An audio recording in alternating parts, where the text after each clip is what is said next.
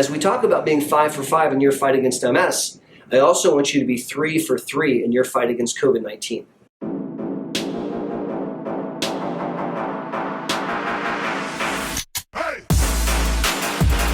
My name's Aaron Boster, and it is absolutely wonderful that I get to speak to you today. The topic that I've been asked to touch on is very near and dear to my heart. It's really something that has motivated me for a long time. How do we empower people impacted by MS to live their best life despite having this disease? And how do we do it during a global viral pandemic? That's what we're going to be talking about today. So I want to start by sharing a little bit about my background. I grew up with multiple sclerosis. I actually don't remember a memory when my uncle didn't have MS. He had been diagnosed before I was born. And I grew up in a very small, tight-knit, third-generation American family. And I spent most of my Friday and Saturdays with my grandparents where my uncle lived. And I watched him, as I was a child, get worse. I watched him progress from walking to using a cane. I remember when the cane wouldn't work and he needed a walker. I remember when he could no longer drive a car. I remember when he got his first wheelchair. I remember when the wheelchair wasn't adequate and he needed an electric wheelchair. I was there when my grandparents moved into a brand new home that looked a lot like a hospital with 8-foot wide hallways and a hospital wing bed. And so I was a family member of someone impacted by MS. And I knew what it meant to have pain from MS. I knew what it meant to lose aspects of yourself from MS. And I knew how MS shatters a family decades before I learned what neuroimmunology was, or what the word pathophysiology meant. And so I came into this as someone deeply impacted by MS at a personal level before I went to my formal education. Now, I was the weirdo that went to undergrad saying, I want to be an MS doctor. I was very directed. And it's become sort of a mission of mine to help families impacted by MS live their very, very best life despite having the disease. And really to right a wrong, because nobody should make a family feel as alone as my family was made to feel in an era where there were no therapies, where there was no involvement of MS views and news, with ready access online to educate, to energize, and to empower. And so that's been something I've been trying to do for a long time. It has led me to where I am right now at the Boster Center for MS, where we care for families impacted by MS from literally around the globe. We're doing telemedicine, as I shared with you the last hour, and in-office visits. We're actively involved in clinical trials, and it is a privilege and an honor that I get to care for families impacted by MS in my hometown. Today, I want to address a very common question that I'm asked, which is, Dr. B, when will we cure multiple sclerosis? I'm asked that a lot. And the real honest answer is I do not think that we will cure multiple sclerosis in my lifetime. I would like to tell you differently, but I don't think that we will. And the reason that I don't think we will is because of our fledgling understanding of the immune response. Now, we understand the immune system better than we ever have, and we have made massive gains in our understanding the last 2 decades, but we still have massive holes in our knowledge. I was answering a question just last hour about protein tyrosine kinase inhibitors, and I shared with you that to date, we've never been able to impact the innate immune response in MS, and that we are now testing the first drug that might be able to do that. We learned 2 years ago that the brain had a drainage system, a lymphatic. We didn't even know that. So our understanding of immunology and neuroimmunology is evolving rapidly, but I don't think that we're there yet. And as such, I don't think that we're going to see a cure in my lifetime. However, there is something that we can do now in 2021. As I speak with you, we can make MS boring. We can make MS boring. We can, if we play our cards right and get a little bit lucky, make you live your very, very best life and not allow MS to make decisions for you. And that's a possibility today. Now, I want you to reflect on something.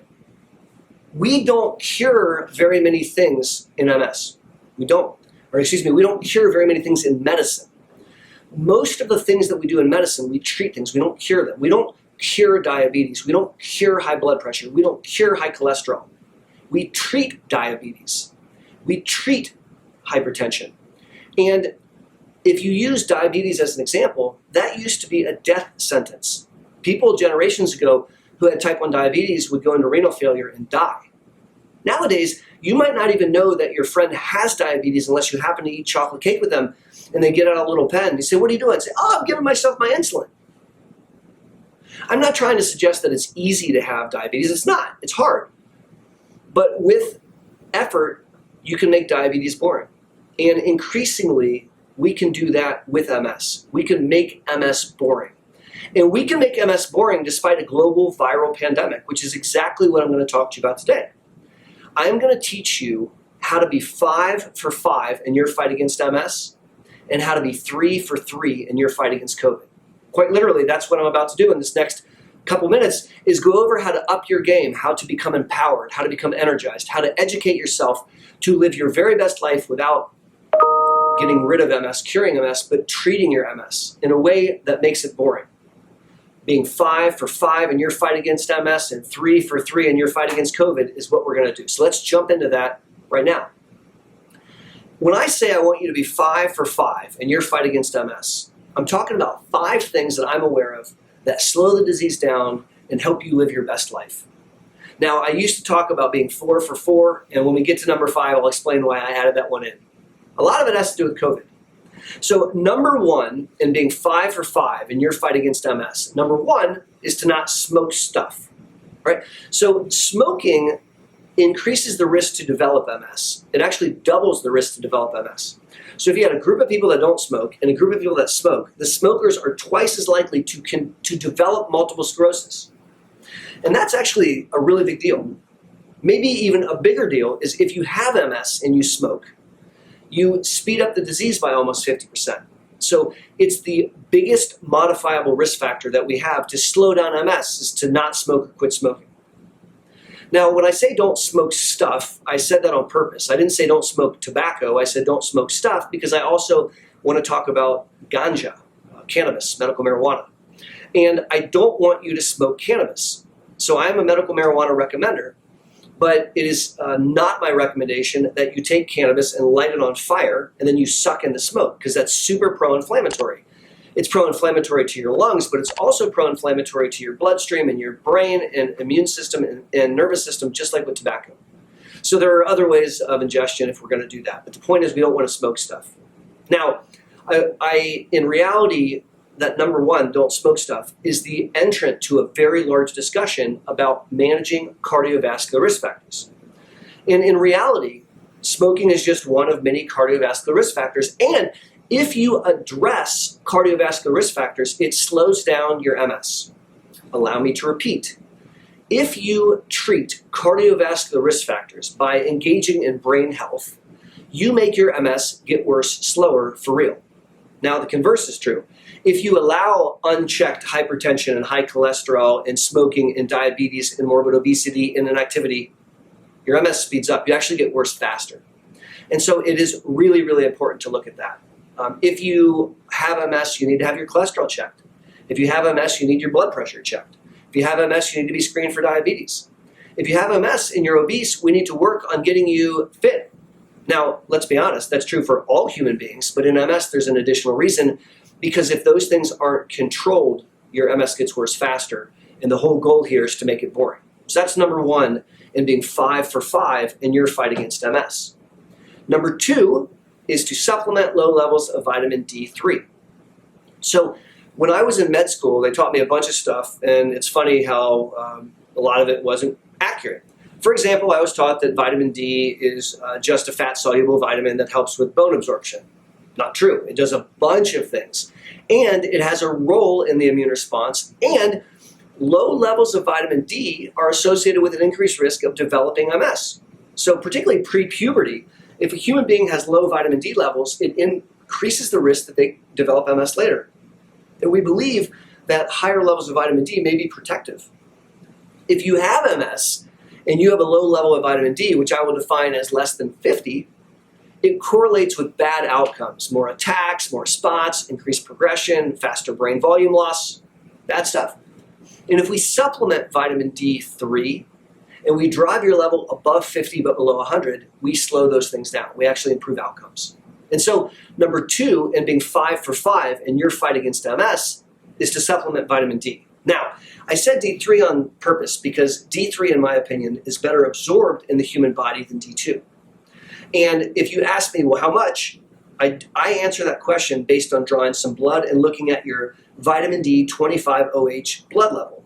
I want that level above 50 but below 100, and then based on that, I can game out how much vitamin D3 to give you. Typically in Ohio, we're using doses around 5,000 international units daily. Now, I do want to share one thing that I learned recently, which is really, really cool. If you go outside in a tank top with some skin exposed for 15 minutes in the sun, you will absorb 5,000 international units of D3. So instead of taking a pill of D3, you do have an alternative option of just sunning yourself and absorbing vitamin D that way. Now, just like with the first comment about not smoking stuff, the second comment about supplementing vitamin D is really an entrant into a bigger discussion about diet in the setting of MS. Simply put, diet is really, really relevant in MS, and you can make symptoms way worse by eating poorly, for real. You can make fatigue and depression worse by diet. You can make a lot of symptoms in MS worse by an inflammatory diet. And as I participate in MS care over over a decade and a half, I have become increasingly interested in helping people optimize their diet. Now, D3 is just one aspect. I could talk about diet for the next 2 years, but if I just throw out some highlights, it's really important to up your water game, right? So I want you to be drinking a glass of water with each meal, and I want you to drink a glass of water between each meal, and that's gonna get you just on board with enough water. You may even need to do a bit more than that. I talked about supplementing vitamin D, and I'll give you one more pro tip as it relates to diet. Eat foods that have ingredients that you can pronounce. It sounds simple. If you pick up a package and you look at the ingredients and you can recognize and you can pronounce all the words, that's probably something that's okay to eat. If you pick up a package and it's a heavily, highly, overly processed food and it's got a bunch of chemicals and preservatives that you can't pronounce or you don't know what they mean, I want you to not eat that. Quite literally, if you made that one pro tip change, it would dramatically change your diet. Now, it would really change what you eat. And when patients take me up on that very challenging challenge, what I find is, and what they find is, not only do they lose weight, not only does their energy levels skyrocket, not only do they think more clearly and have less mood problems, very frequently they can drop some medicines and they walk better. And if you don't believe me, I double dog dare you to try it out. Now, I have a lot of videos on my YouTube channel about exercise and diet and lifestyle things. And so if you want to hear more about nutrition, you can definitely go to my YouTube channel and check that out. But that's number 2 in being 5 for 5 in your fight against MS. Number 3 is to exercise as part of your lifestyle. And exercise is very, very important if you want to live your best life. Let's be very transparent. People impacted by MS who exercise as part of their lifestyle end up less disabled at the end of their life compared to those that don't. Exercise has been shown in research to improve cognition in MS. It preserves brain volume, makes your brain get smaller slower. It literally preserves cognitive reserve and preserves neurologic reserve. Exercise in MS can improve sex, and I can prove that to you. Exercise in MS can improve balance and motor endurance and walking and decrease falls. Exercise in MS also buttresses you against a future attack. So humor me here. Imagine that we clone you, now there's 2 of you, and we give one of you chocolate cake and Days of Our Lives TV, and we give one of you an elliptical and carrots. Right now we get back together a couple years later. Now the first clone is an expert at daytime TV and an aficionado of all things chocolate cake. They've gained some extra weight, they have a weak core, their cardiovascular endurance is not awesome, their flexibility is not very good, their balance is not great. Now the other clone who was on the elliptical and eating carrots lost some weight. They have a strong core, they have flexible limbs, their cardiovascular endurance is really, really good, and their balance has even gotten better. And now, unfortunately, they both suffer from an attack of left leg weakness. Now the second clone that was on the elliptical is walking to work and limping and doing their own physical therapy to rehab. The clone that was watching Days of Our Lives TV and eating chocolate cake is in a wheelchair and can't get up. And I'm not going to insult you and say, which one do you want to be? It's a rhetorical question. My point here is to highlight that exercise is paramount to success in MS. And we have to find a form of exercise that you don't hate, something that you can do on a continual basis. If I give you a couple pro tips, water is darn near magic in multiple sclerosis as it relates to exercise. Water is really, really special. In the water, you weigh less. And so if you have a really weak left leg, your body weighs less than the water. You may be able to ambulate with proper gait mechanics in the water, and you can't do that on land. In the water, if you fall to the left, the water pushes you back to the right. And if you're overheating, the water wicks the heat away from you by convection. So there's a lot of opportunities for success in training in the water that you don't have on land.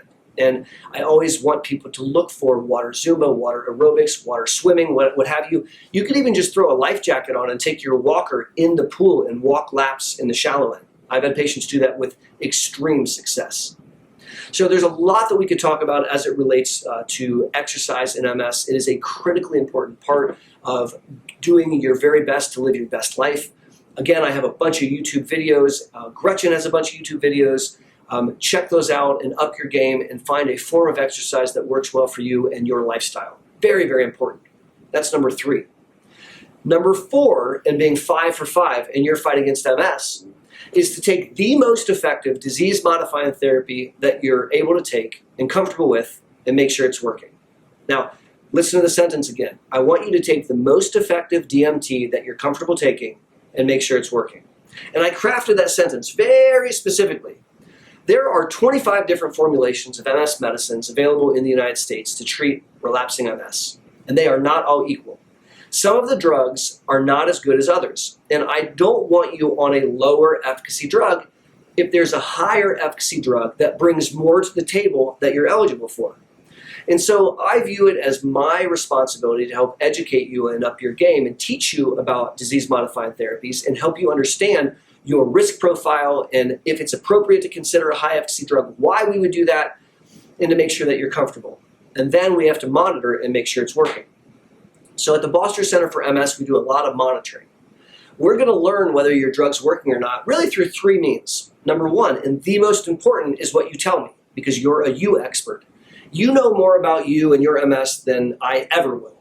And I need to listen when you tell me how you're doing. If you're failing the litmus test of life, then we're not doing the best that we could. And I need to hear that, and I need to recognize that, and I need to make a change. Now, as I shared earlier, we do a lot of patient-reported outcome measures at my clinic where we're gaining a lot of information, and all of that is capturing the patient's voice. That's number 1, and the most important. Number 2 is really a toss-up between what I call the MS Olympics and the MRI. The MS Olympics are a series of proven, validated functional tests that we run you through here at the Boster Center, which allows us to assess your neurological function. So for example, we do a 9-hole peg test to look at upper extremity function. We do a timed 25-foot walk in patients that are able to ambulate. We do a symbol-digit modality test to look at cognition and a low-contrast visual acuity. And we do that at least twice a year in all of our patients as a baseline. Because if those things change, for example, a 20% drop in your upper extremity function on the 9-hole peg test is clinically and statistically significant. And if we see that, that clues us in, hey, something's not right, and we have to go dive in and try to figure it out. We also do neuro exams for the exact same reason. We also do validated testing looking at neuropsych metrics. All of these are trying to capture what I call the MS Olympics to look at function. Now, a third measure that we look at is the MRI.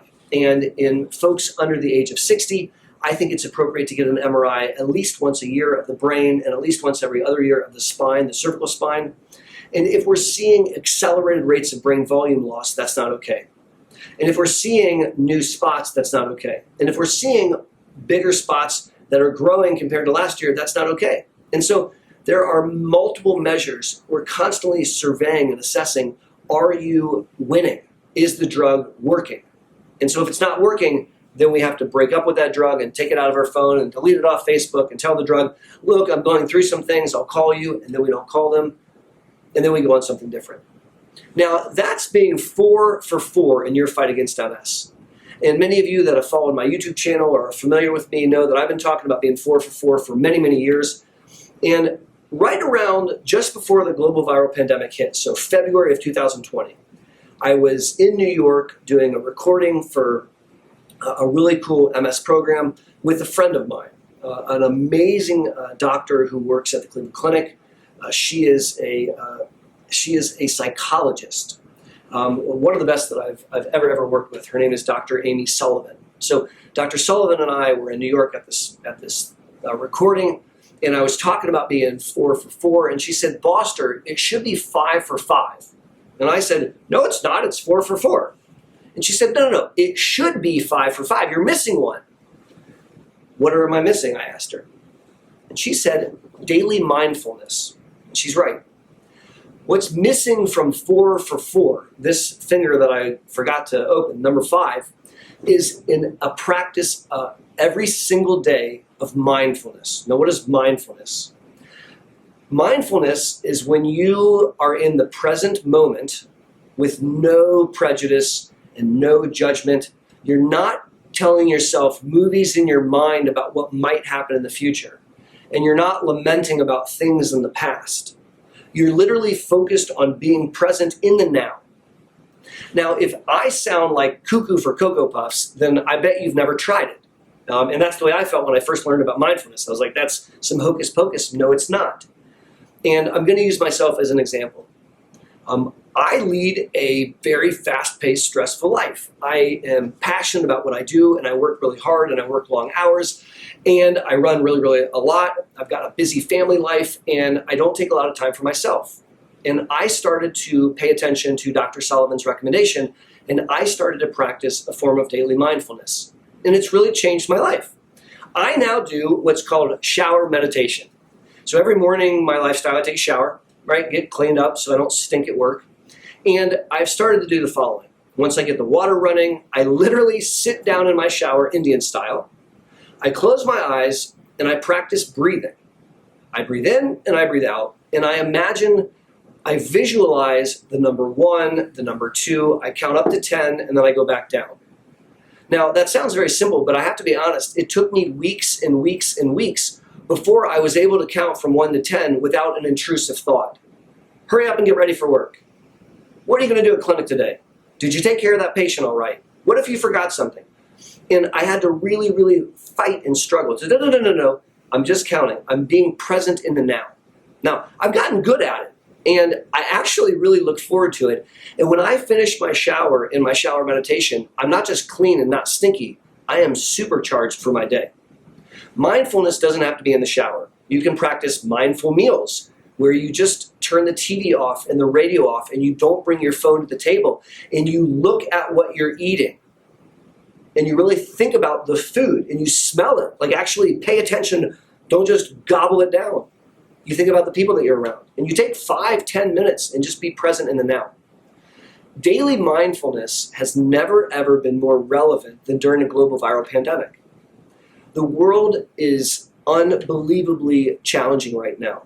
And not only are we trying to stay safe from a terrible infection, COVID-19, but not only do we have a global viral pandemic, we also have a global mental health crisis right now. People have had their support systems ripped away. They're not able to do the things that they used to do to help themselves emotionally and psychologically, spiritually. A lot of those things were taken away from them. And it's been a really challenging time. I can tell you, as an MS neurologist, I have treated more depression and anxiety and agoraphobia than ever in my entire career. And mindfulness is something that is very important. And so we call that being 5 for 5 in your fight against MS. And I will challenge you right now as you're listening, be honest with yourself. Are you 5 for 5? Are you 4 for 5? And if you are you willing to up your game? That's a question that only you can answer.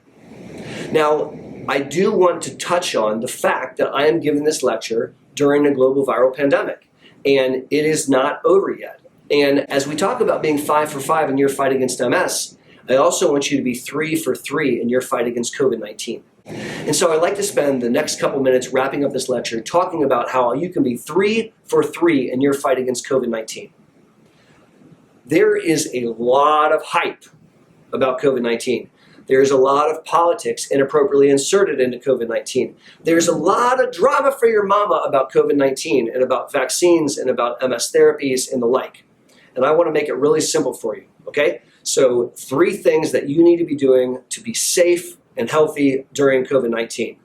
Thing number 1, mask up. Wear a freaking mask. For the love of all that is holy, put a mask over your mouth and your nose. Cover it up like this when you are not in your house and when you are not around people that are your family who are vaccinated. That simple process is not a political statement. It's not. It is a safety precaution to prevent you contracting a very serious virus. And masking up helps a lot. I have to be honest with you that I used to fly a lot in airplanes, and I would always chuckle to myself when I would see an Asian businessman who was wearing a mask and think, that's funny. No, it's not funny. He was right and I was wrong. He was protecting himself.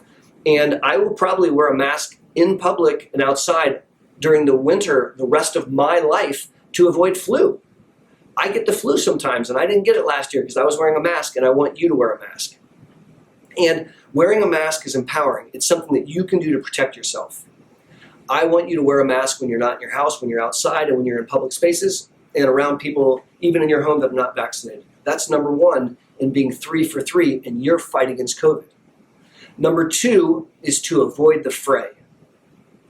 This global viral pandemic is not done yet. And it is not a good idea to go to large crowded areas.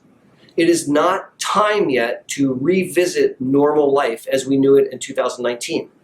And if you look at where people are coming into contact, it's with groups of people. And so as hard as it is, as frustrating as it is, we're not ready to re-enter into daily life, particularly if you have a chronic condition and maybe you're immunosuppressed. Avoiding the fray is not fun, but being intubated in an ICU is a form of hellish torture that I don't want you or your family to experience.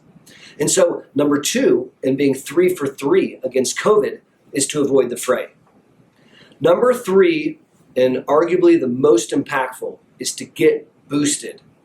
I beg of you to get a COVID-19 vaccine, and I recommend that you get a COVID-19 booster. I'm talking about the mRNA vaccines, Pfizer, soon to be Moderna.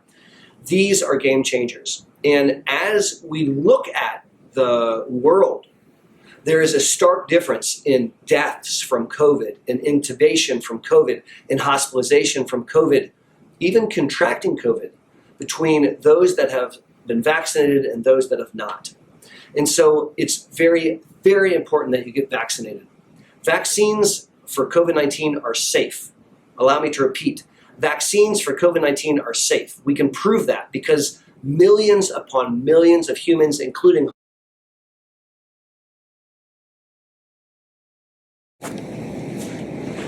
mess with technology. Now, in the setting of MS, it's more complex, depending on which MS medicine you're on. And as it turns out, some MS medicines have no bearing on your ability to receive a vaccine, some do. And so if you are on a B-cell depleter like rituximab or Kesimpta or ocrelizumab, if you're on an S1P1 receptor modulator, a pill like Gilenya or Symposia or Mayzent or Ponvoy, these medicines impair your ability to mount a vaccine response. And we have to be really, really thoughtful, and we have to be very, very forward-thinking to keep you safe. Now, if you have MS and you're on one of these medicines or an immunosuppressant, you need to be talking to your MS provider about how to keep you safe and in the specifics of timing vaccines, because there are some clever ways that we can try to optimize the situation. My name's Boster, and as always, I want to thank you for learning about MS with me, and I want to challenge you to up your game and be 5 for 5 in your fight against MS. I want to beg of you to be 3 for 3 in your fight against COVID.